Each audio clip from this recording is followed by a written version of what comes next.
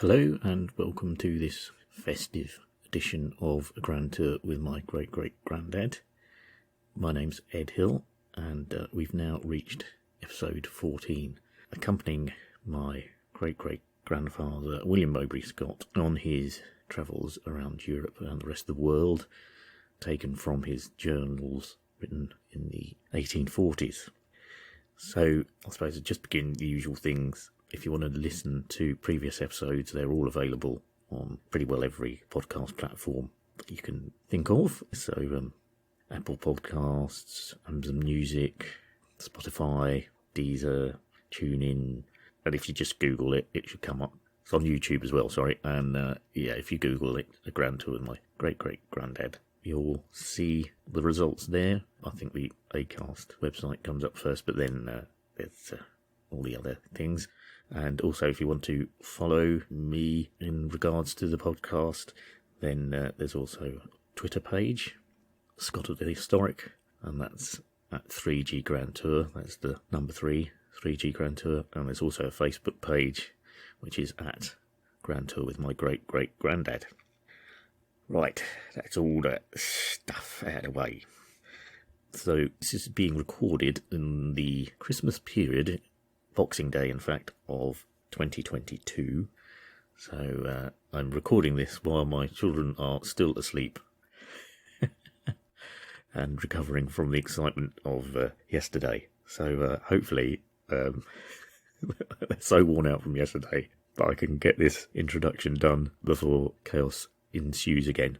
Just to say where we are in this point of William's journey, this next episode is really a little bit of him finishing off his time in Turin. He's got into Italy now, although he's in the Kingdom of Sardinia in Piedmont, and he's making his way to Milan from Turin.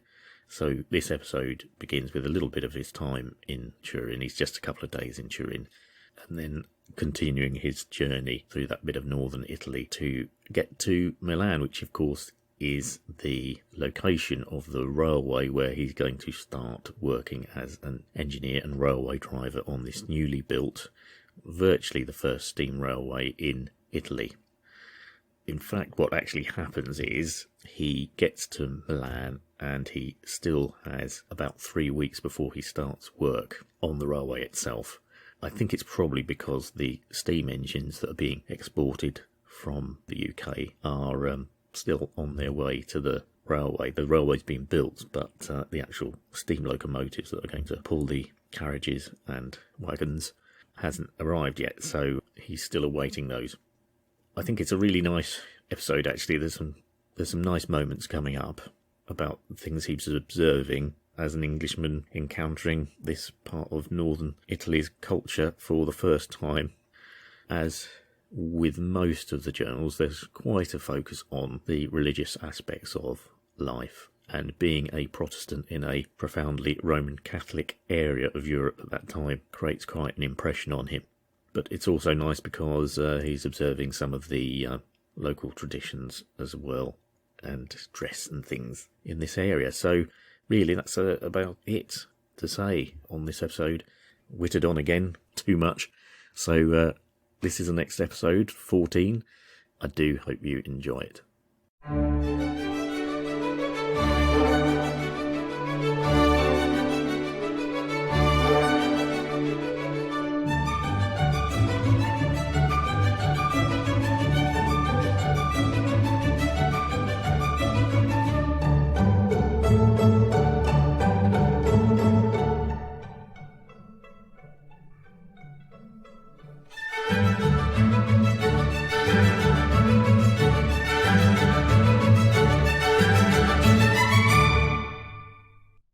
On my next day in Turin, I found myself near the Pont del Po, which is a new marble church built by the last and present monarchs, in the form of a rotunda like the Pantheon at Paris.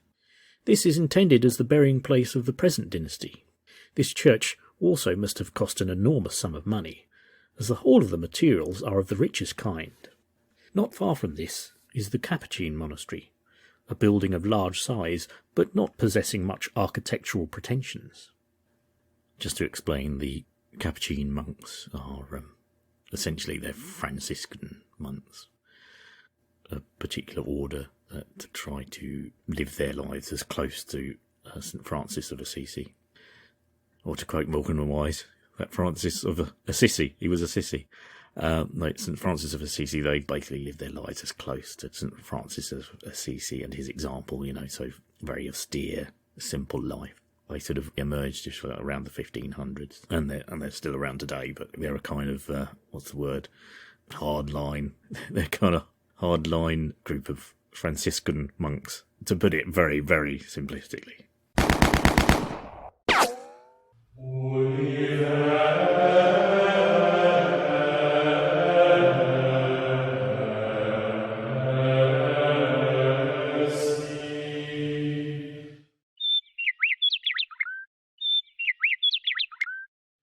The Villa della Regina, or Palace of the Queen, also situated in this part of the suburbs, is a charming spot.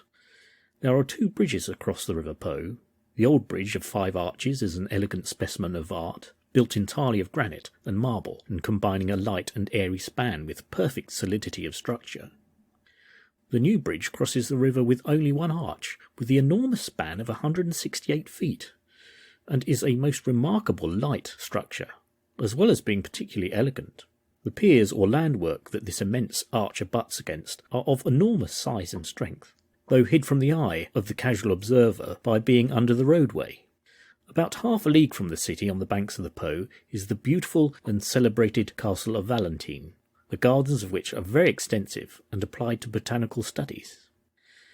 In 1798, the French Republican forces took possession of the city. The king and his family fled to the island of Sardinia. Then, in 1799, the French were driven out by the Austrians and Prussians, and shortly after this the city and all of Piedmont surrendered to Napoleon. After the Battle of Marengo, Turin was made the second city of the French Empire and the capital of the department of the Po. It was greatly improved by Napoleon. In 1814 it was delivered up to the Allies, who restored it to the King of Sardinia. Population 118,000. 25 leagues southwest of Milan, 23 leagues northwest of Genoa. Sunday, April 12th. Left Turin by diligence at 4 in the afternoon. About a league from Turin, and in less space than half a mile, we crossed 3 large and rapid rivers. These rivers flow from the mountains, and in the spring and summer always contain the greatest quantity of water occasioned by the melting of the snow. We were now in the country called by travellers the Garden of Europe, and I can also bear witness that the accounts are not exaggerated. The country abounds with water power sufficient to drive all the machinery of England, and by these means, however dry the seasons, by the process of irrigation, which is well understood and extensively practised in this part of Italy, they can always ensure the fertility of the soil. Whichever way you turn, cornfields, vineyards, immense numbers of mulberry trees intermixed with cherries, apricots and peaches meet the admiring gaze. At the time of my journey they was all full of blossom, and the scene was enchanting beyond description. Nor was there any want of timber. Oak, walnut, and the 2 kinds of chestnut were also in great abundance. At 3 o'clock the morning before, we had been covered in snow and shivering with cold, but then, in about 4 hours' travelling distance, the heat was almost insufferable, and the air swarming with flies. It certainly is most surprising, and scarcely credible to those who have not witnessed it, the amazing change of temperature betwixt the mountain and the plain, especially in the spring, though since I have been on this side of the Atlantic, I have felt and undergone greater changes of temperature in shorter distances than I ever did in Europe. The part of Italy betwixt Turin and Novara is generally of a level nature, relieved with gentle undulations of surface, the road running perfectly straight and in very excellent condition. The The villages were large and much better built than those we had passed through in Piedmont. We changed horses at Rosalba, Verua, Savoy, I think it's now known as, and Lary, and the latter in an extremely pretty spot. At this part of the journey, the moon was at the full, and in that delightful climate, its brilliancy is so great that you can see to read the smallest print with ease. The air during the night was also very mild, so that made the journey through the night quite a pleasure. We arrived at Navarra about 6 o'clock in the morning of the 13th, where we had to stop about 3 hours before we could procure a coach to get forward. Navarra is a place of considerable size and the capital of the province of that name. It contains a fine cathedral of marble in the Grecian style of architecture, the high altar of which is well executed, as is also that dedicated to the Virgin. The cathedral stands upon a lofty eminence and is visible from a great distance. There are also 17 other churches and chapels and some monasteries. The town is well built, the streets running at right angles with each other and kept tolerably clean. There are some tolerable hotels, cafes, etc. Population 13,000, 9 leagues west by south of Milan. I'm just going to break in briefly here because this phrase that William uses about the streets being well laid out and running parallel to each other and at right angles to each other, etc., is something that he says quite often in the journals. I don't know what it is, his preoccupation with how regularly the streets are laid out. Actually, I've got to admit, I've learned something I thought that was sort of quite a relatively new thing that started in America with the streets of New York being laid out in block-by-block sections. But actually, I'm proven well wrong. Streets were being laid out in squares and blocks right from Roman and Greek times. So, well, Greek and even Egyptian times, sorry. So there we are. I've learned something that I didn't know. So perhaps it's sort of understandable and maybe why William does compare how the streets are laid out from various places that he visits. And actually, yeah, if you look at the map of the centre of Navarra, you can see it is sort of laid out on quite an obvious sort of grid system, but that's dating back to medieval times. Also, just to say, I think the cathedral he mentions there isn't there anymore. The Navarra Cathedral now was built in about 1860 and is actually a neoclassical design with great big columns and things at the front of it. So, and unfortunately, I can't find easily any pictures of what the old cathedral looked like. I had a bit of a hunt and just nothing obvious, no etchings, nothing seems to immediately appear. So I don't know, I'll have to maybe do a bit more hunting around to see if I can find something. But at the moment, really only got William's description to go by, which isn't very much.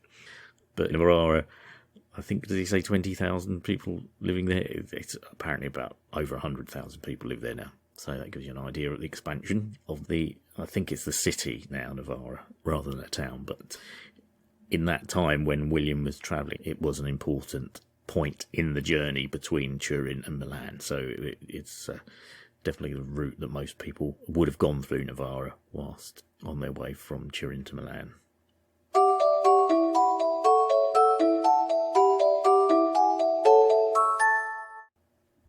The province of Navarra is divided into upper and lower districts. The lower one is a flat country and very fruitful. Upper Navarra resembles in many respects the cantons of Switzerland, and the degree of comfort enjoyed by the inhabitants is more owing to their industry than to the fertility of the soil. This province has a territorial extent of 14,000 square miles and a population of 227,000 persons. Having with considerable difficulty procured a conveyance, it being one of their high festival days, we once more set forward, and as soon as we were outside the town, we could see the road stretching up a gentle hill for many miles before us. About 11, we arrived at the river Ticino, a broad and rapid stream which forms the boundary betwixt the Lombardy Venetian kingdom and the dominion of the King of Sardinia. The Ticino flows from the Lago Maggiore, that's Lake Maggiore, and falls into the Po at Pavia. It is at this place about 800 yards across, and there is a very handsome bridge built entirely of granite. There are 12 arches besides 2 small land arches. It is perfectly level on the roadway, and one thing that particularly attracted my attention was the immense size of the generality of the blocks of granite used in its construction. We walked across the bridge and stopped at least half an hour in examining it. This splendid work was built under the superintendence of a French engineer by command of Napoleon. As usual with all frontier bridges, there is a gate at each end, with proper houses for the guards and police, over the doors of which on one side is the shield and cross of Sardinia, and over the other the imperial black eagle of Austria. At a short distance from this, we arrived at the town of Buffalora, where the frontier custom house is, and immediately proceeded thither to deliver our passports and have our luggage examined for the last time. This ceremony was soon over, but a similar delay to that at Navarra took place before we could procure a carriage. Whilst standing at the door of the inn, I perceived the crowded congregation of a church on the opposite side of the street in the act of dispersing, and the headdresses of the females struck me with astonishment, and afterwards I found they were universally worn by the female peasantry of Lombardy. This headdress consists of a number of flat pins, finely carved and worked, and about the size of the handle of a teaspoon. These are placed in the hair at the back of the head in the shape of a fan. I have counted as many as 35 frequently, and in some instances 40. Below these, and also twisted in the hair, is a wire about a foot in length, and at each end of it an oval ball, something the size of a pigeon's egg. A great number of the richer peasantry have these of solid silver, whilst some of them are only plated. It is the custom of this country, when a marriage takes place, for the bridegroom to purchase the headdress and a number of rings for the fingers, and a splendid neck chain and earrings. And I must say that a considerably ridiculous appearance some of them cut with all this finery, especially as I've often seen them trudging on the roads under the blazing sun and nearly smothered with dust, and at the same time minus shoes and stockings. Okay, going to butt in here about a couple of things from this last extract of the journal. The first is this Napoleonic bridge that William describes, and the second is the traditional headdresses that the ladies of Lombardy seem to be wearing. The first thing about this Napoleonic bridge, it was begun in 1808, and then work stopped, and then work was taken up again in 1821, and the actual completed bridge that William would have been looking at was by an architect called Stefano Ignazio Melchioni. And just to explain, there is a very similar bridge still there today. It's a railway bridge, and it was rebuilt several times, but the bridge that's there today actually looks very, very similar to the one that William's describing, in the fact that it's got lots of arches. And it's known as the Buffalora Bridge over the Ticino. I think for some reason I must have been interested in it when I was doing the original transcribing of the journals, because I've obviously gone to the trouble of trying to find a picture of it, and I think there's a possibility that the artist William Turner, as well, on his travels around Europe and Italy, did a sketch of it, and possibly a painting. There's a painting of his that he's done with a bridge of lots of arches over the Ticino River. It's called Bridge over the Ticino River, so it's quite a stylised, one of his later stylised works, so it's not exactly done in great detail, but I did find an etching of it as well. But as with a lot of images these days, it's quite hard to use them sometimes because their copyright is owned by the likes of Getty. But it is this very flat bridge. So at the time, I suppose that was what was impressive about it, aside from the large blocks of granite. And indeed, it is mentioned about it being exclusively made of granite from a certain area of Italy. And obviously, we'll go back to this thing again of bridges impressing people. Again, William being an engineer, I suppose, he looked at it from a construction point of view and thought, yes, that's well built.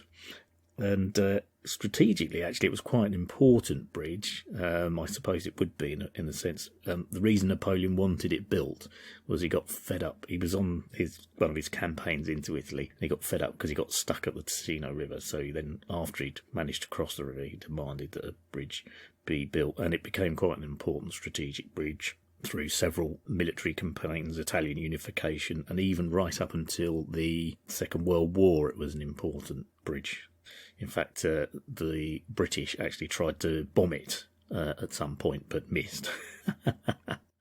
So there we are. We sent a load of World War II bombers over there to try and demolish it, because it was an important strategic point for the armies of the Second World War. And on this occasion, it wasn't the success of the dam busters, because apparently we missed it.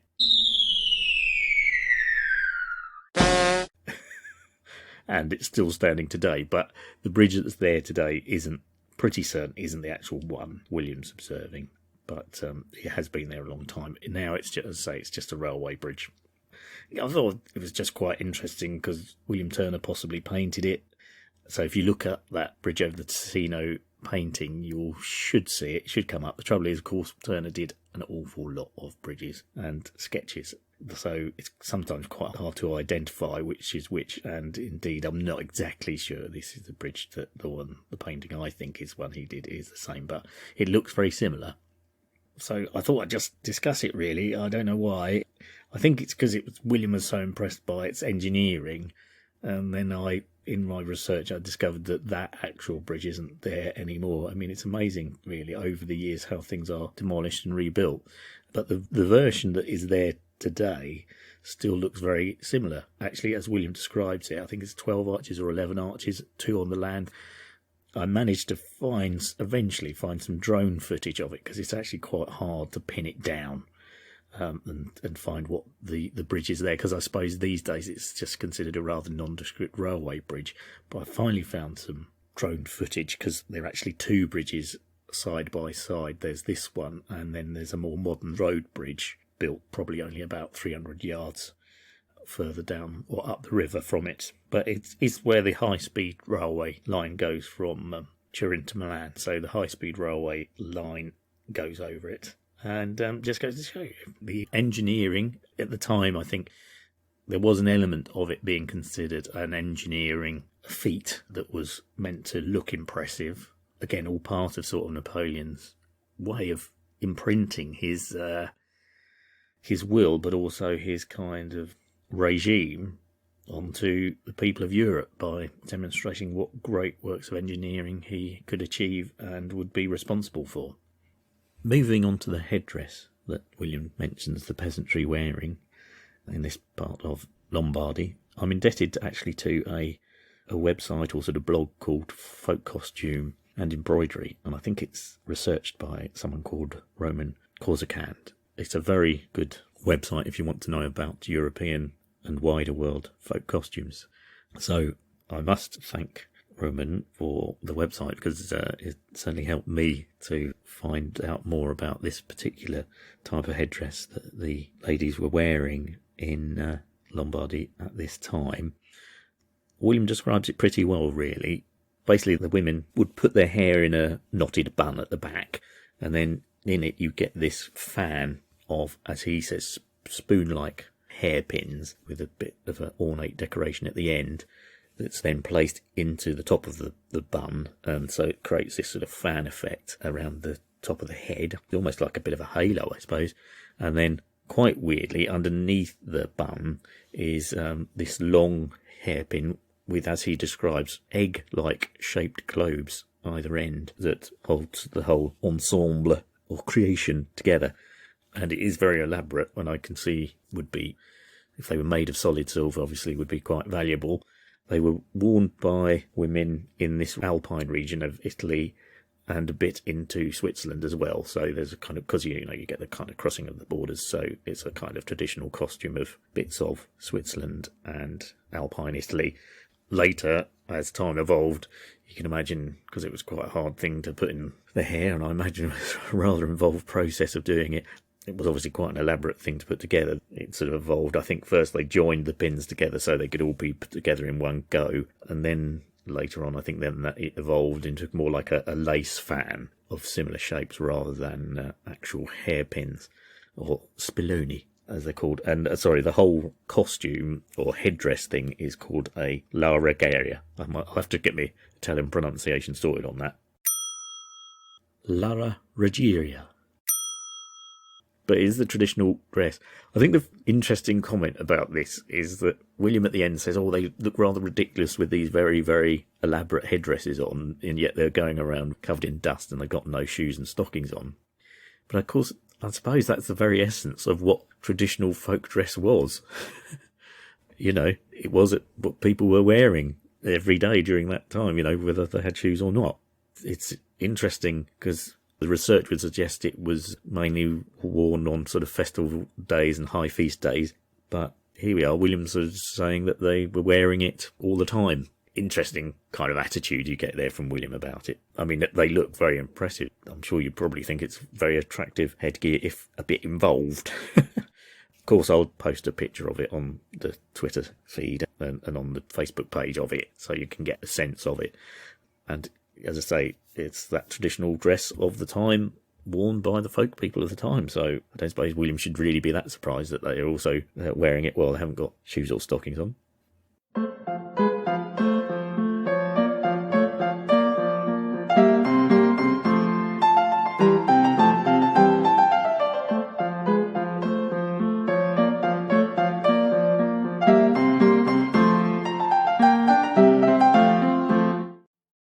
Bufalora contains 6 churches, 2 of them very respectable edifices, and being situated on one of the most frequented roads, there is considerable traffic through it. A good deal of common wine is made in the neighbourhood, and a great many silkworms are raised here. Population 4,500, 5 leagues southwest of Milan. At length the chase was ready, and we was again on our journey, changing horses at a small village, and my companion swearing all the way at the postilion for not driving fast enough. But as the old saying is, everything must have an end, and so had our journey, for at 3 o'clock we arrived safe at Milan. At this moment my friend went to a gentleman's house in the Corso di Porto Romano, and I to the Hotel Reichmann, 4 doors from him. And as we were both much fatigued with our journey, having had so little rest from leaving Paris, I did ample justice to a most excellent dinner, and after imbibing a full allowance of brandy and water and discussing a cigar, basically means finishing off a cigar, I retired very early to rest. April 14th. This morning, on rising, I found that some alterations must take place on the outer man, and accordingly, having breakfasted, I betook myself to an hairdresser shop. Having seated myself on a chair, the operator produced a large brazen dish with a notch cut out on one side just to fit the person's neck. Having placed hot water in the vessel, he seized a large piece of soap and began to rub at the low extremity of my visage in good earnest.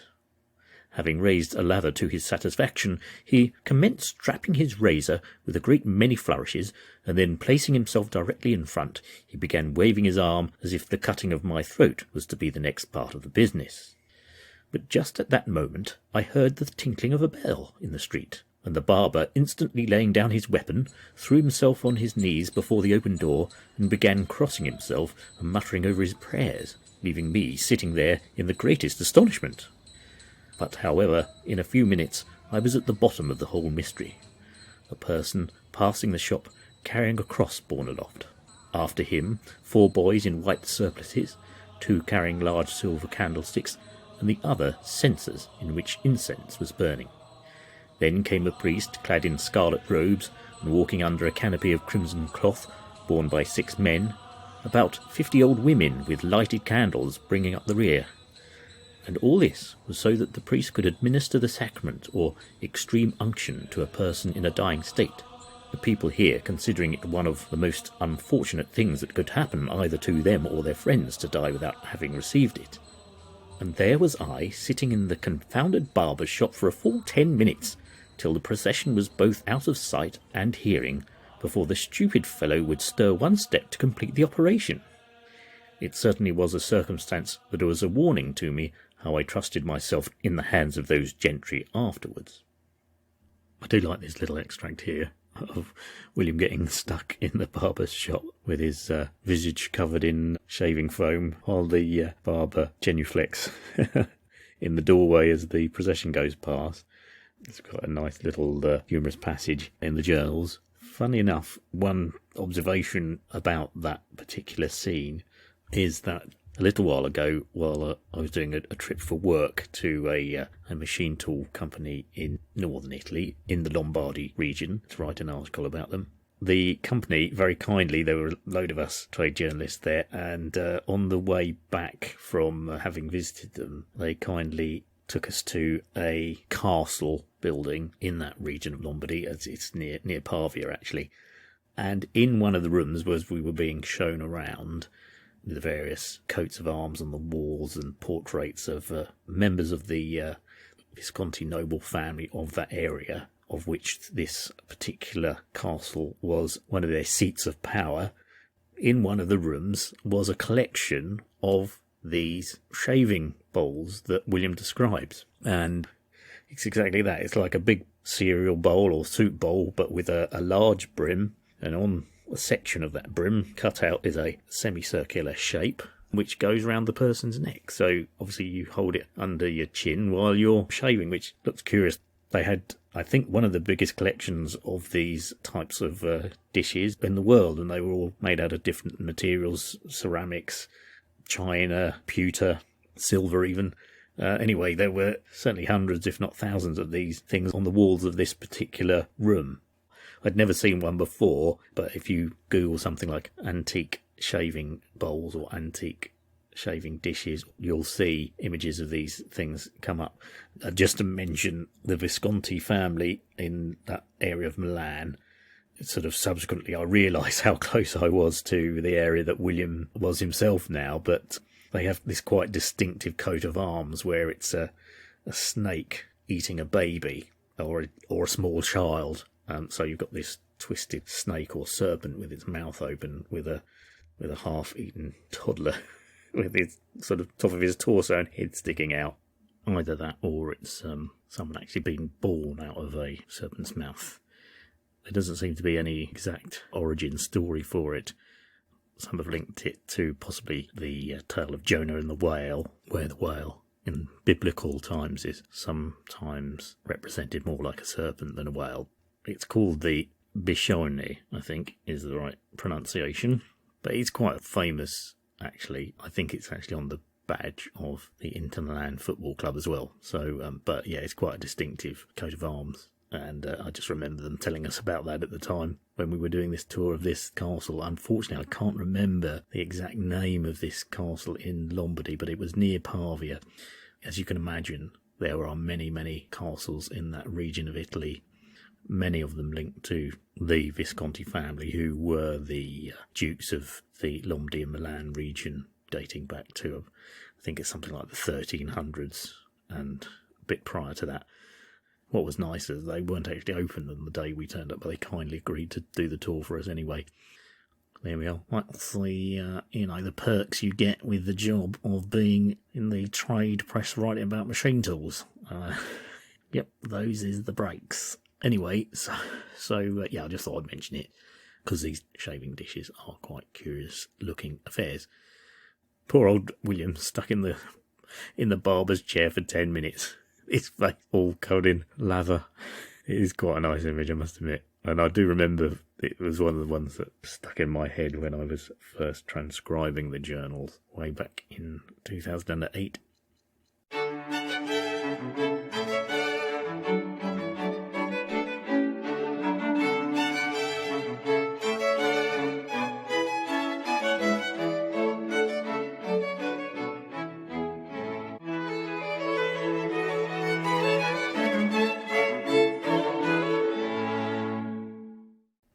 Having waited on the directors of the railway and ascertained that I should not be able to commence operations for at least 3 weeks, I at once settled to make myself as well acquainted with the city of Milan as possible and see everything that was worth attention. My first visit was to the cathedral, which is considered, with the exception of St. Peter's at Rome, the finest in the world, and report has certainly not overrated its grandeur. This vast edifice is built entirely of white marble, and the various statues and sculptures that decorate the exterior is innumerable. Indeed, I have many times tried to count them, and have often been obliged to abandon the task in despair. The west or principal front is approached by a flight of steps reaching the whole length of the façade, and there are 5 doors to give admission into the edifice. Over the tops and on the sides of those entrances are exquisitely executed bas-reliefs of scripture history from the Old Testament. The serpent tempting Eve in the Garden of Eden, the expulsion of Adam and Eve from paradise, Cain slaying Abel, the sacrifice of Noah after the deluge, Abraham offering his son Isaac and Rebekah at the well. This is a most splendidly executed piece, and the impression of it at this moment so vivid in my mind, here in Zacatecas, Mexico, on the 28th of January, 1844, that I can almost fancy I see the servant of Isaac now drinking at the well.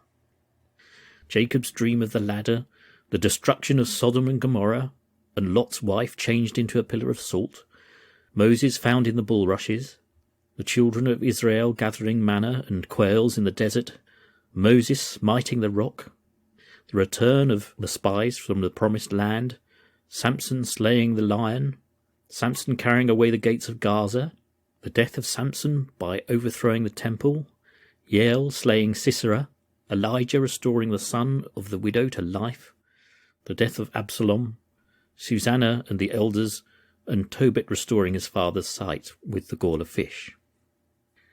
For those who are interested, it's actually Tobias restoring his father Tobit's sight with the gall of fish, but William didn't have the advantage of looking things up on Google, so we'll let him off that one. The bas-reliefs are intermixed with full-length figures of the saints, cardinals, bishops, etc., a great number of them portraits, wreaths of flowers and foliage of the most delicate workmanship round the two sides. And at the east end of the building are 5 distinct ranges of statues, a great number of them representing the martyrdom of the apostles and the early Christians, amongst whom I recognise St. Peter with his head downwards, St. Andrew on the X-cross, and St. Bartholomew of the gridiron. The architecture of this cathedral is a mixture of the Grecian with the Gothic, and though it may to some people present rather an incongruous appearance, yet it takes nothing from its grandeur. The cathedral viewed at a little distance appears almost like an edifice of paper, so rich is its lightness and gracefulness, and its airy and lofty pinnacles rising in every direction against the clear blue sky. In the centre is an octagonal tower, which rises to a beautiful and lofty spire richly sculptured and crowned on the top with a figure of the Virgin to whom the church is dedicated. From the gallery that surrounds the spire, a beautiful and widely extended prospect presents itself. It is refreshing to the spirits, as well as delightful to the eye, to contemplate the rich and glowing plains of Lombardy, stretching out like a vast garden bounded by the Alps and Apennines, blue as the sky that canopies them, whilst the spiral pinnacles, with their delicate tracery and multitude of statues, all white as the snow that caps the highest points of the Alps, affording a striking and beautiful contrast to the glorious landscape, art and nature here displaying their wonders. So, I think at this point I should say a few words about Milan Cathedral, seeing as it's probably the most important building in the city at the time William was in Milan. And, it still is obviously a very, very important Christian building. And there are quite a few superlatives that one can say about it. I think aside from the Vatican, which William mentions, it is the largest cathedral in Italy. And there are lots and lots of most of these and biggest of that about it. But as ever, quite often then there's a bit of confusion as well, or contradictory information regarding it. But supposedly it's either the 3rd or the 5th largest Christian church in the world. And again, the figures relating to these statues, which William mentions, he loses his way trying to count them all. Again, the figures there are very varied because it sort of depends what you interpret a statue as being. I think there's one thing probably seems pretty accurate. It is a very impressive cathedral. It's made of this marble, and because of this mixtures of styles, which William mentions, because it took 6 centuries to build, so it was begun in 1386, but it wasn't completed until 1965, officially. In fact, some people say this is still being built, but officially in 1965 they completed the last bronze door. These are very ornate bronze doors that was then installed in one of the entrances, and that was deemed at the time to be the final bit of the jigsaw of the cathedral puzzle. And so it was declared finished in 65, according to one bit of research. So their sculptures on the outside, some say it's 2,245, other figures go up to 3,400. In fact, later William himself will quote some figures about it that he had at the time, which again are slightly inaccurate as well, but obviously it's still sort of changing. So over that time there have been additions and alterations made to it. But at the moment, going back to this mixtures of styles, Gothic and Baroque and various others. It's got all these very tall pinnacles on the roof. Very, very tall, very slender pinnacles. Kind of a forest of them, it's described as. And there's apparently 135 of these. And on the top of every one is a statue of a saint or some biblical figure. So for a start, you've got 135 of those ones. The very most prominent one is a golden statue of Mary right at the very top of the tallest pinnacle above the tallest spire in the middle of the cathedral, which is a famous statue, although I would say slightly lost in all this forest of other pinnacles that surround it. But obviously it's a very impressive building. I think it's said to have very nearly the tallest nave in the world. It's the completed church with the tallest nave in the world. Apparently there's one in France in Beauvais, which is taller, but that cathedral was never completed. So officially it's got the tallest nave in the world. There are all sorts of things one can say. In Italian it's called the Duomo di Milano. So he tries with his rather rubbish Italian pronunciation and accent to say. One thing William doesn't mention, as we move on, he'll talk about the interior, and I'm going to do that more in the next episode because it's quite he paints a nice picture of the daily goings on in a cathedral in Italy at that time. So I'm going to leave that till the next episode. But one particular sculpture that he doesn't mention, maybe came later, perhaps after his time, I don't know, or perhaps it was placed there from somewhere else, but it's the sculpture of St. Bartholomew, and it's quite gruesome because he was skinned alive for promoting the Bible and Christianity. And so it's this rather gruesome figure of him. It's a bit like one of those models you get as a child of the human body. So you take away the skin and then you get just all the muscles left. Anyway, it's a bit like that. And then the skin is sort of draped over his shoulders. And he's got this rather gaunt looking head as well. So it's quite a gruesome sculpture of St. Bartholomew there, which if you go to Milan Cathedral, you can see. Again, it's got some of the tallest stained glass windows in the world as well, so you can look up all these facts and figures about it. Apparently, I think at the entrance as well, there's a sundial, which I think by luck and circumstances is said to be extremely accurate because of its location. I think it's on the floor, but as you go into the entrance, but apparently people say you can almost literally set your watch by it because it's so accurate.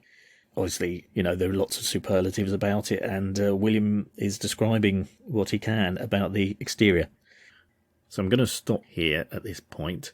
The next episode will begin with William describing the interior of Milan Cathedral, and then a lot of the sights and sounds of Milan itself. Some of that I might have to judiciously edit, I don't know. This whole thing about doing the podcast is...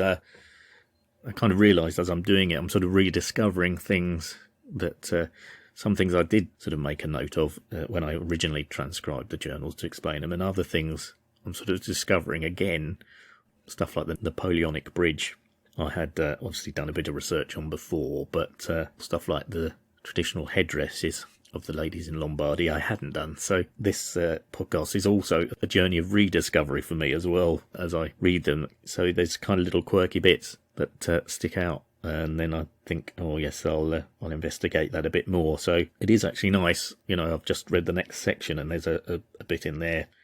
I won't tell you now, but I just thought, that's I didn't remember noticing that before. So as I say, I'm discovering just as much myself about the journals again. And I think also because there's probably an element, although at my age all memories begin to fade quite quickly, but I think also the thing with this first journal was that I transcribed it a long time ago now, in 2008, so it's a long time to remember what things were mentioned in it before. And also what happened to a degree is when I was transcribing the journals later on, I then went back to the first journal and the way I transcribed it and sort of re-examined it and went through it again, did a bit more proofing of the text as well, because at the time I found the voice recognition software wasn't quite as accurate as it is now. So there were more mistakes in it. And I think there were things at the time that if I'd been transcribing it now, I would have looked into more at the time. So that may be an element as well when I'm going through this first journal in much more detail. Okay, well, I think that's it for the moment. Thanks very much for listening to this latest episode. The figures on the listenership have now been readjusted to allow for the spike that occurred when Samsung phones started arbitrarily just downloading podcasts here, there and thither. So I do now have a realistic figure on the numbers of people listening. And as I said before, you're a small but dedicated group of people. But do tell your friends, keep, what's the word, evangelising about it. Something like that, to use a religious term. Do tell your friends, do tell your family, anyone who you think might be interested in mid-19th century history.